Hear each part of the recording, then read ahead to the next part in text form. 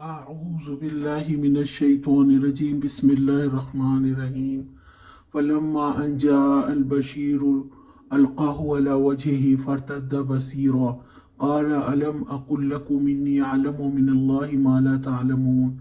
پھر جب خوشخبری لانے والا آیا تو اس نے یوسف علیہ السلام کی قمیض یعقوب علیہ السلام کے منہ پر ڈال دی اور یکایک ان کی بینائی اونٹ کر آئی۔ تب اس نے کہا، میں تم سے کہتا نہ تھا کہ میں اللہ کی طرف سے وہ کچھ جانتا ہوں جو تم نہیں جانتے۔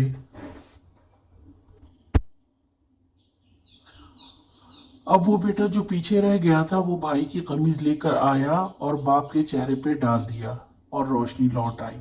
اور یعقوب علیہ السلام نے کہا، دیکھا میں نہ کہتا تھا مجھے اللہ تعالیٰ کی طرف سے وہ علم دیا گیا ہے جو تم نہیں جانتے۔ انہوں نے اس علم کو اپنا ذاتی کمال نہیں کہا بلکہ اللہ تعالیٰ کا دیا ہوا علم کہا۔ اگرچہ اللہ تعالیٰ چاہتے تو یہ سارے واقعات سے ان کو آگاہ کر دیتے اور وہ یوسف علیہ السلام کی طرف سے مطمئن ہو جاتے، لیکن اللہ تعالیٰ کی یہ حکمت ہے کہ وہ اپنا علم کب کسے اور کتنا دینا چاہتے ہیں۔ یوسف علیہ السلام کی قمیض چہرے پر ڈالتے ہی حضرت یعقوب علیہ السلام کی بصارت لوٹ آئی۔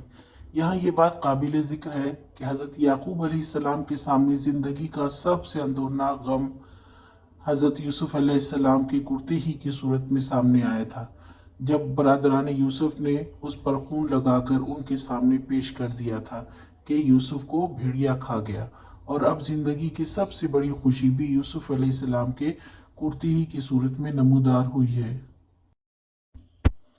آج کا سوال، یعقوب علیہ السلام کی بینائی کیسے لوٹ آئی؟